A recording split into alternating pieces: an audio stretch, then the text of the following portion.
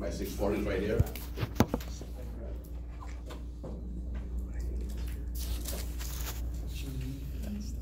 In the lien theory method, the borrower retains ownership.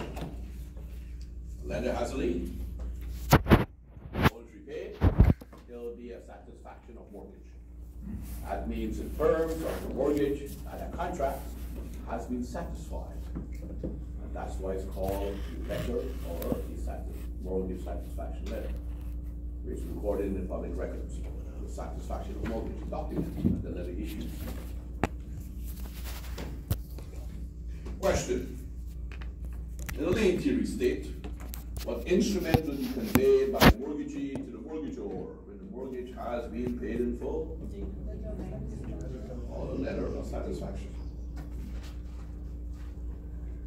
When it comes to lending, the most important document, all lenders, regardless of what method of financing, every single lender wants this document to be signed. The most important of all documents in lending. It's called a promissory note. A lender will never lend money to anyone without there standing a promissory note. The most important of all documents. And in this document, they have the financial details of the loan. The amount that the lender has lent, the interest rate the lender is charging, the term, the monthly payment, and the maturity date. That's what will be in the note. It's an obligation to repay. That's the IOU. Without the IOU, nobody knows how much money has been borrowed. That's the promissory note. And it's signed by the person who is responsible for repaying it. The person who is responsible for repaying the note is the one who signs the note. And if you put your signature on that note, as a witness, you become a co-signer. Brokers, if you put the signature on the note, you become a co-signer. So don't sign notes you don't know about.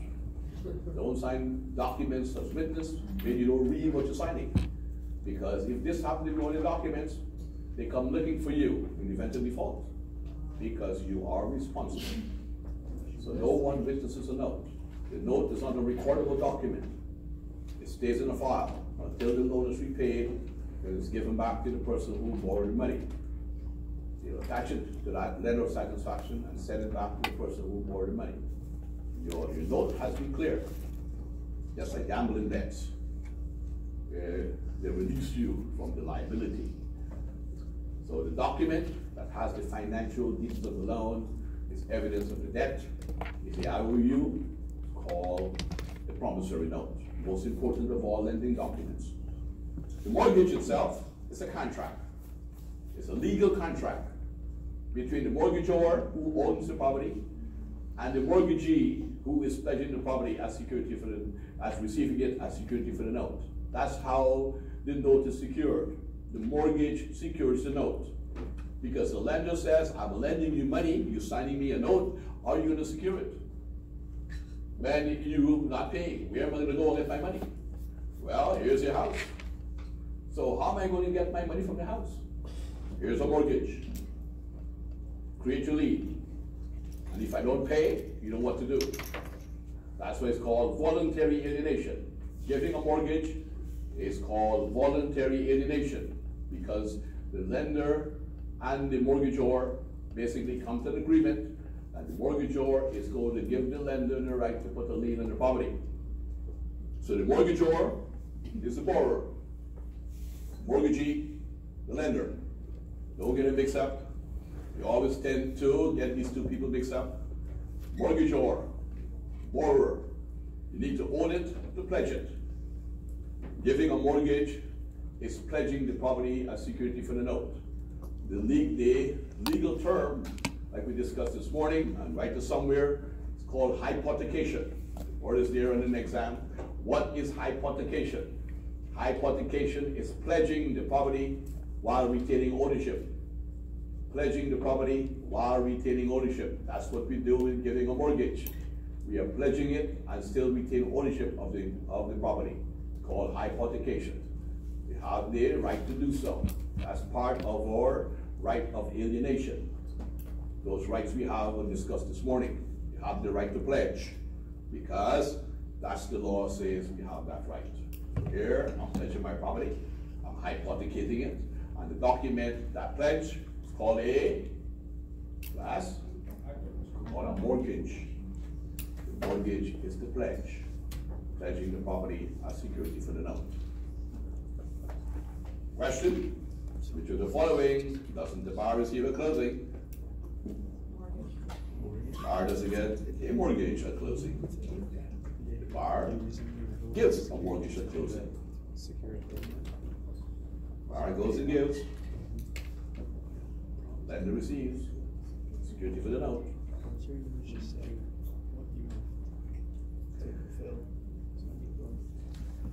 If the borrower does not make the payments on the note,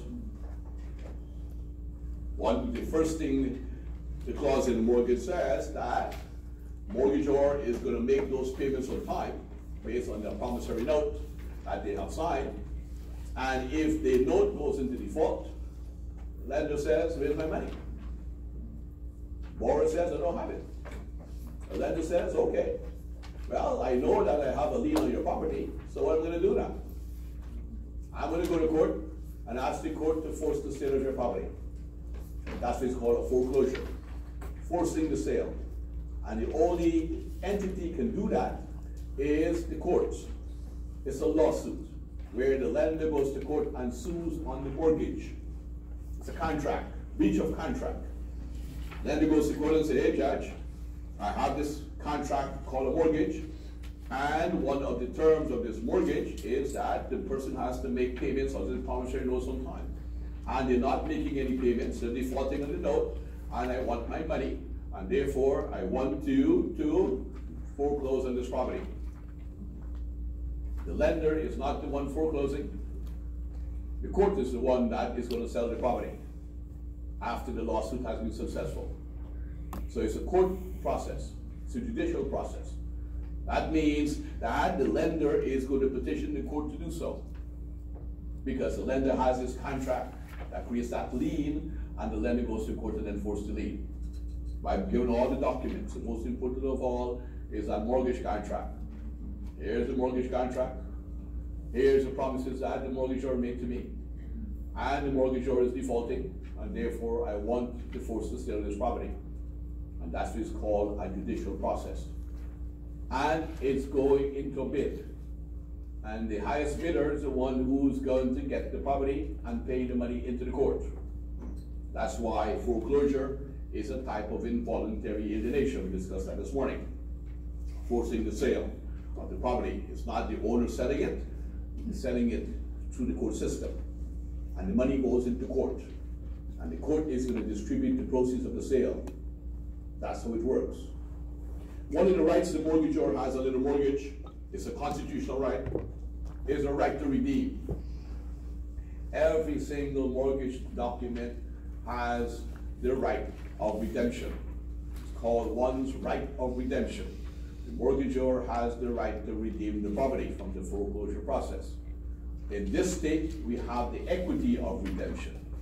And the equity of redemption, which is appropriate for this state, ends at the time of sale, which means that the mortgagor cannot redeem the property after the sale has occurred. It ends there. Cannot go and get back the property, no matter how much money you have. It ends right there once the court says it's sold. Certain states have the statutory right of redemption. Statutory means it survives the sale of the property in the foreclosure process. And state law dictates the timeline after sale. So if one is dealing in those states that have this right, one has to check on the state to see what the timeline after the sale that one can redeem. State law dictates the timeline, whatever that timeline is. So in the state of Florida, we have the equity of redemption, and it ends at the time of sale. It does not survive the sale of the property. The statutory right survives the sale of the property. If the proceeds of the sale did not bring enough to pay off the promissory note, the lender goes back to court and asks the court to award him a deficiency judgment. Deficiency judgment, it becomes a general lien, as we discussed this morning, against the maker of the note. It becomes a general lien. That means the person who signs the note, that judgment will be awarded against that individual, and becomes a general lien that attaches to all the assets that person owns. So those are the process that the foreclosure goes through. It's a type of involuntary alienation where the court is going to sell the property and the court distributes the proceeds according to the final decree. The mortgage itself is a contract between the mortgagor who owns the property and the mortgagee who's lending the money. And one of the clauses you find in the mortgage is called a prepayment clause. A prepayment basically is where the mortgagor is allowed to prepay all or part of the loan before maturity, because the promissory note has specific amounts that has to be paid on a monthly basis. The promissory note has that specific amount. The mortgage contract, however, where the mortgagee tells the mortgagor, well, in addition to that amount you have to pay in the promissory note, you're allowed to prepay an additional amount if you want to. It's your option. You can prepay all or part of the loan before maturity. It's called a prepayment clause. You find that clause in a mortgage. You don't find it in a promissory note. The promissory note has a fixed payment that has to be paid on a monthly basis. The mortgage will have that privilege of prepaying. That's where we find the privileges. Some mortgage contracts will have a penalty clause, where the lender will penalize the mortgagor for paying off the promissory note earlier than promised. Where the promissory note says you're going to pay this loan over 30 years, now you want to pay it off earlier than 30 years, well, some lenders will penalize the mortgagor for doing so. The only loans that doesn't have penalty clauses are governmental insured or guarantee loans or loans sold to the secondary market. They don't have penalty clauses. So those loans do not have penalty clauses, but any other loan may have penalty clauses. Then we have an acceleration clause. The most important clause from a mortgagee standpoint. The mortgagee lender, that's the most important clause in that mortgage contract. Accelerate. That means the lender can call the entire balance due. Entire balance means that if the loan goes into default, that is the clause the lender triggers to start the foreclosure process. It's called acceleration. It's calling the entire balance due. Entire balance means the principal amount that's outstanding at the time of default and any other expenses the lender is going to incur up to the time of sale. That's called an acceleration clause. Know the term. It's called acceleration, where the lender accelerates the maturity date. Lender says, your promissory note says you're going to pay you back by the year 2050. But think of it today is 2050. We just accelerated time. We just went into the time machine, and now it's the year 2050. That's what the acceleration means. Is accelerating the time from today to the maturity date of the note. Due on sale clause. Due on sale is where the lender is calling the principal balance due. Where the lender says that you have sold the security, mortgagor, you sold the property, where's my money? Right? That's called due on sale. Due on sale means the loan becomes due at the time of sale of the property. Also known as an alienation clause. Write it somewhere in your book, remember it. It's called an alienation clause, due on sale. Because the promissory note says, you're going to pay me back this money over 30 years. Well, you sold the property. Now the lender says, where's my money? The mortgage contract will say that. If the mortgage contract does not say that, well, the lender is not entitled to get any proceeds from that sale. Because the promissory note says, you're going to pay me back over 30 years. Now it's not 30 years. So I can continue to make those payments, sell my property, and continue to let the loan outstanding. And that's the reason the lender wants this clause in the mortgage. And no one can assume it unless the lender gives the okay to do so. It's called due on sale. Exculpatory. An exculpatory clause is where the lender forecloses on the property through the court system, and the lender is not going to seek a deficiency judgment against the maker of the note. The lender says, we will sell the property, we will get what we can get through the court system, and anything outstanding on the promissory note will not sue the person personally. It's called a non-recourse loan. The lender will not have any recourse against the maker of the note. Will relieve them of the deficiency judgment. It's called exculpatory. Know the clause. lender would not go and seek a deficiency judgment against the maker of the note in the event of foreclosure, where the proceeds of the sale is not enough to pay off the note, because the note has to be discharged. The lender says, I will discharge the note by giving you this clause. It's optional. The lender may or may not do it. It's up to the lender's privilege to do so. Subordination. Subordination, any word that starts with the letters SUB, is taking a junior position, just like subleasing. Taking a junior position, where one lender will subordinate their position in favor of another lender. It's usually more prevalent in development loans, when one lender will go in front of another lender that's already registered there in a position. So if I'm there in a first position in terms of lien, well, I will relieve my first position and give it to another lender. What I'm doing, I'm subordinating. I'm submitting to that priority, taking a step back. So any word that starts with SUB means I'm taking a step back in priority. I'm taking a junior position in favor of somebody else who will go in front of me. That's subordinating one's position. It's called a subordination clause. The most important clause from a mortgagor standpoint is called deficiency. And the deficiency clause is a clause that protects the mortgagor's interest in the property from the mortgagee lender raiding the property when they feel like. So what the deficiency clause says, that the lender, mortgagee, has to acknowledge the mortgagor's performance. Every time the loan is paid on time, every time the taxes are paid, every time that the house is kept in good state of repair, the lender cannot go and trigger the acceleration clause. The deficiency clause is what keeps the lender from triggering the acceleration clause to start the foreclosure process. It's where the lender has to recognize the mortgagor's performance. It's called deficiency. And if the lender does not recognize because the mortgagor goes into default, then the clause is out the window. The acceleration clause will take over. So those two clauses are fighting every month with each other. Do I accelerate? Well, I'm defeating you. Do I accelerate? I'm going to defeat you.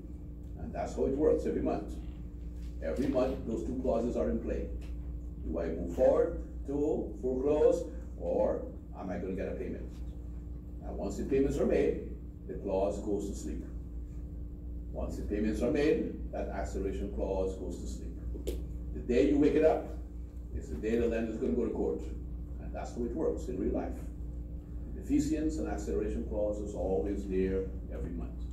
The lender is going to trigger that acceleration clause when the mortgagor is not meeting the terms of the mortgage, like making the payments or doing things that's supposed to do.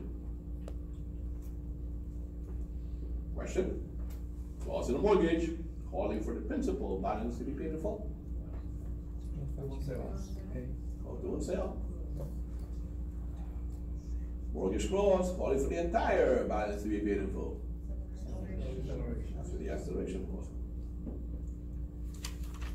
I didn't discuss this, but I'll just put the questions if you remember, if you use common sense. Mortgage clause, allowing the borrower to borrow back to the original loan amount is when the lender says you have paid down your loan substantially and here's some money, enjoy it while paying for it. It's called an open-end clause, where the loan is paid down substantially and the lender says, I'm going to give you back some money to keep you in debt forever. The loan has been paid down substantially, I still have your promissory note, I still have the mortgage security note, and now here's some money. You don't have to sign any documents, spend the money, repay it along with the other payments. Clause in the mortgage, which permits the mortgagee to have a third party appointed to collect income and manage the property until the foreclosure proceedings have been accomplished. I didn't discuss this. This is where the lender is going to finance an income producing property. And if the owner of the income producing property is in default, the lender is going to go to court and ask the court to appoint a third party to manage that property until the lender forecloses. And the third party is known as a receiver. So the clause the lender will have in that mortgage is called a receivership clause. That's the clause the lender is going to trigger to ask the court to appoint this third party to manage the property because the mortgage or owner is in default. It's more prevalent in income producing properties when they pledge it as security for the note and they're defaulting. and it's still collecting the rent and not giving the lender their portion of the rent as payment towards the loan. So that's why the lender wants that third party in the property to start collecting the money. Clause of the mortgage, which requires the lender to look to the mortgage property only for satisfaction is. It's called exculpatory, where the lender says, I'm going to go to court, I'm going to sue, get the right to sell the property, get my money, and if there's any shortage, they will not go after the maker of the note, called exculpatory. Which of the following is not required for a valid mortgage?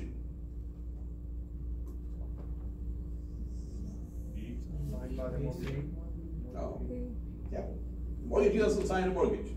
The mortgagor signs it. The mortgagee is like the grantee on the deed. Conveying the deed, grantor signs as conveying. That's called voluntary alienation. The mortgagee lender doesn't have to sign the mortgage document because it's signed by the mortgagor. I'm giving you the right to put the lien in the property. Before the lender underwrites a loan, whatever loan program the lender is contemplating underwriting, the lender has to qualify the borrower, the lender has to qualify the collateral, and the lender has to assess the risk involved in lending the borrower the money. That process of qualifying and doing a risk assessment is known as mortgage loan underwriting. Know the process. It's called mortgage loan underwriting. So in the underwriting process, the lender starts with qualifying the borrower. And the most important information that the lender wants to know is if the borrower has the ability to repay the loan. Ability. And to determine ability, the lender wants to know the borrower's gross monthly income. That's where it starts. It starts with ability. Because if the person doesn't have an ability to repay, it's no use going through the process. Because why am I lending money if you don't have the ability to repay it? I'm not in the business of going to court. I'm in the business of getting money. So therefore, I have to prove that you have the ability to repay. That's what the lender's thought process is. So the lender wants the borrower's gross monthly income. And the lender will will calculate some qualifying ratios. The first step. And it depends on the loan program. And there are two qualifying ratios the lender is going to calculate. And you need to know those qualifying ratios. The first is called the housing expense ratio. And the housing expense ratio is the monthly housing expenses as a ratio to the borrower's gross monthly income. And you need to know what are monthly housing expenses. And the monthly housing expenses are the principal and interest on the loan that's contemplated lending, the monthly property taxes and insurance on the property that contemplated purchasing, as a ratio to the gross monthly income. And if it's an FHA loan, that ratio cannot exceed 31%. And if it exceeds 31%, the borrower is the underwriting stops. If it's a conventional loan, it cannot exceed 28%. And if it exceeds 28%, the underwriting stops. For VA guarantee loans, there is no housing expense ratio because it's a guarantee loan by the Department of Veteran Affairs. So once the borrower qualifies under the housing expense ratio, the lender says, okay, you have the ability to pay back the housing expenses. Let me see if you have the ability to pay your total expenses. That's why it's called the total obligations ratio, which includes not only the housing expenses, but any car loans, credit cards, alimony payments, or maintenance fees, or co-op fees that has to be paid as a ratio to the gross monthly income. For FHA loans, it cannot exceed 43%. For VA loans, it cannot exceed 41%. For conventional loans, it cannot exceed 36%. The borrower has to qualify under both ratios. Then the lender will continue the underwriting process. Both ratios. So the lender starts with the housing expense ratio. And if they qualify, the underwriting continues. If they don't qualify, the underwriting stops. Then they go to the total obligations ratio to see if they qualify under that ratio. And if they don't, the underwriting stops. Loan is denied. If they qualify, then the underwriting continues. So the ability to repay. Then the lender will look at the willingness to repay.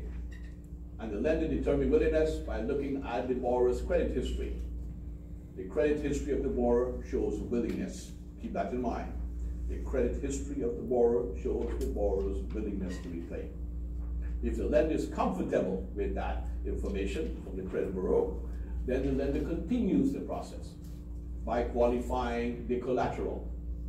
And how the lender qualifies the collateral? By doing two things. Doing a title search to make sure whatever liens are outstanding, and doing an appraising of the collateral to see the value is there.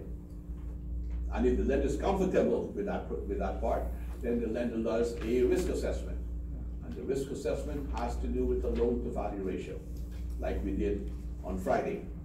A loan to value ratio showing the lender's risk. Higher the ratio, the more risky the loan is. Lower the ratio, the less risky the loan is. And if the loan is risky, the lender will charge points. If the loan is risky, the lender will want insurance. That's why the lender charges these insurance premiums. Your private mortgage insurance or your FHA loans, you have your insured loan. And that's how the lender mitigate risk. That's the process. It's called mortgage loan underwriting. And if the borrower qualifies and overcomes all of these things the lender put forward, then the lender approves the loan. Question. The process of mortgage underwriting, which of the following is most concerned to the lender? Income. That's the first step the lender starts with, ability to repay. And ability to repay is based on the borrower's income. If you don't have the income, why am I lending you money? The lender says. I'm not in the process of going to court. Who may not assign a mortgage?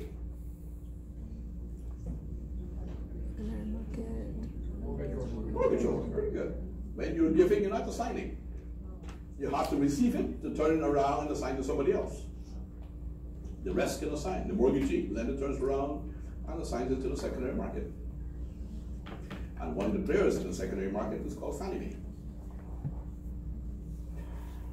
The assignor is the seller of the loan. The assignee, buyer of the loan.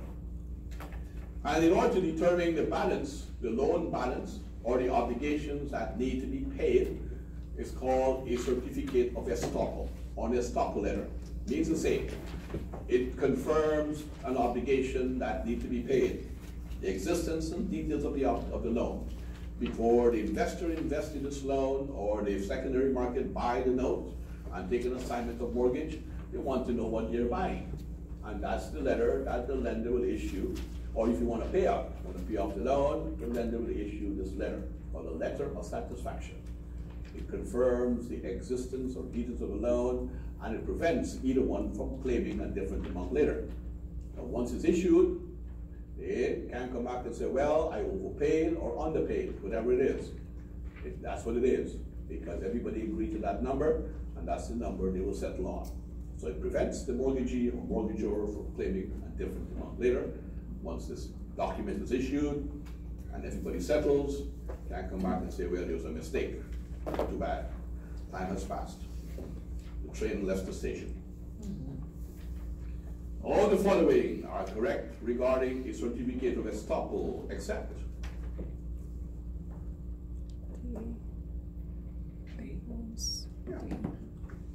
does not form a lien against the property.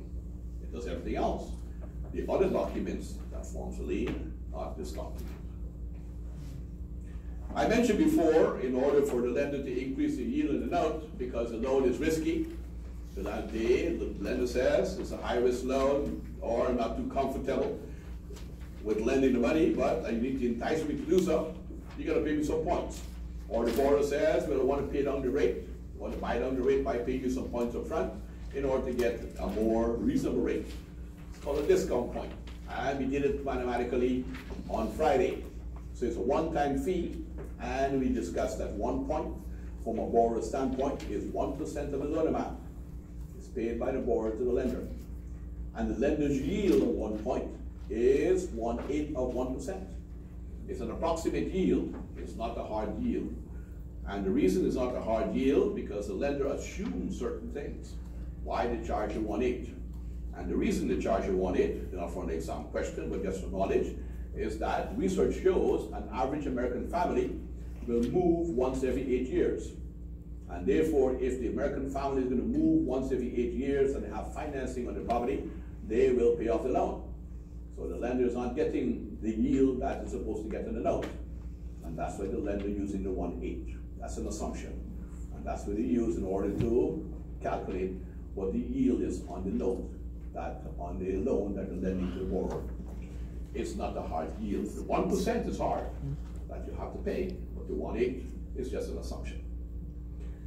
So let's go to the back of the book and let's see some questions that pertain to this concept.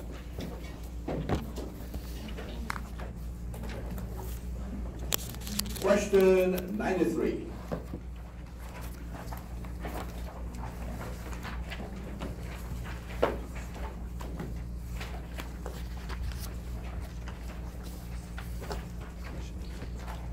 Question 93 says,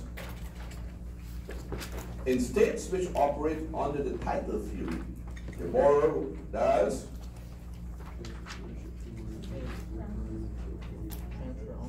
what the borrower does in the title theory better than financing?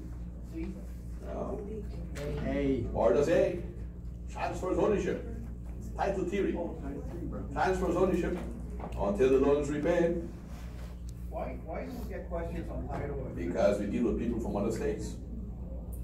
We deal with people who want to invest in other states. 94. What is the amount of guarantee based upon a VA guarantee loan? It's based on the loan amount. It's based on the loan amount. 95. Fill in the blanks. Conventional lenders usually want the borrower's housing expense ratio not to exceed and the total obligation ratio not to exceed. And since D debit, 28 and 36. If I said FHA loans, what would be the answer? Answer would be A. 96. What is the name of the legal document that pledges the property as security for the loan? Or the mortgage. Mortgage is a legal document that pledges as security for the loan. Question 98. Question 98 says, what's it called when the borrower buys property and takes over responsibility of an existing loan? It's called an assumption. And the lender has to approve the assumption because there may be a due and sales clause. Question 102.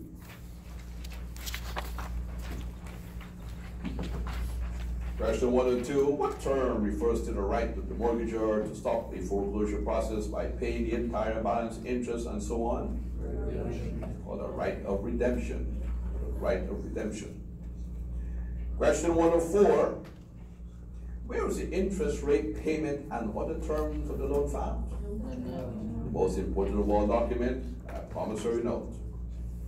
Question 105, which statement is correct in the lien theory states such as Florida?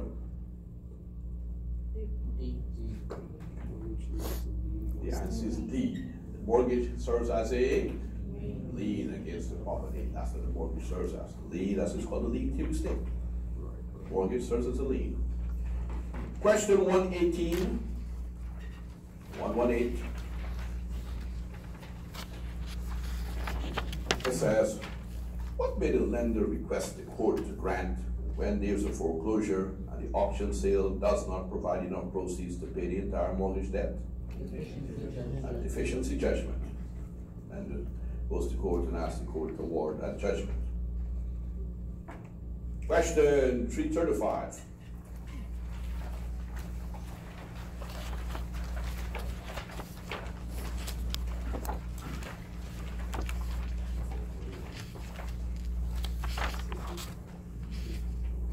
In the process of mortgage underwriting, which is the most concern to the lender? Income. 337. In the lien theory state, what instrument be conveyed to the mortgagee, the mortgagor, when the mortgage has been paid in full? Satisfaction again. All right. 388. Oh, 330. Yeah, I'm sorry. 344.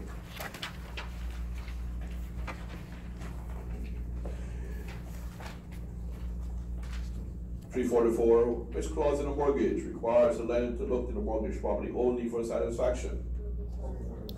Called the exculpatory clause.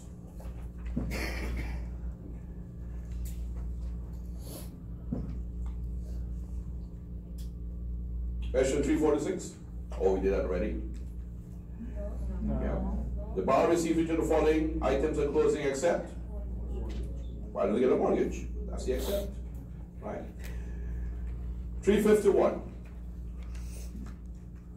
Which clause in a mortgage calls for the principal balance to be paid in full? It's called the do and sale clause. Question 355. Clause in a mortgage calls for the entire balance to be paid in full. So the difference, acceleration and do and sale. 356. Oh, we did that already. Yeah. Clause in, okay. We did already. Didn't we? Open and close. Clause in a mortgage allows the borrower to borrow back up the original loan amount is called. Open and close. That open end clause. Did that already. I did a PowerPoint. Right? So yeah, I said again, you guys didn't have dementia problems again. Right. Question 372. One more time. 372. All of the following statements apply to an estoppel certificate except. Yes, it doesn't basically form a lien against the property. It confirms the existence of an obligation. Chapter 13. Chapter 13, there are 4 questions on your exam. 4. And it has to do with the types of mortgages. Mortgages, basically, and loans, they use the word interchangeably. You don't borrow money by giving a mortgage. You have an FHA, government insured loan. You have a VA guaranteed loan. And you have a conventional or private loans. These are loans, basically, that the lender can underwrite. So when it comes to an FHA, government insured loan, and compared to a VA guaranteed loan, developmental programs, well, an FHA loan is an insured loan. It's insured by the Department of Housing and Urban Development, and FHA called the Federal Housing Authority Administration. Federal Housing Administration. It's part of HUD. Veteran Affairs, VA guarantee loan, is for veterans only. It's a guarantee loan. So in an FHA loan, there is a maximum loan amount. It's determined by county. Every county within every state, or the parishes within the certain states, they have their own living conditions. There is no maximum loan amount for a VA guarantee loan. There's a maximum guarantee.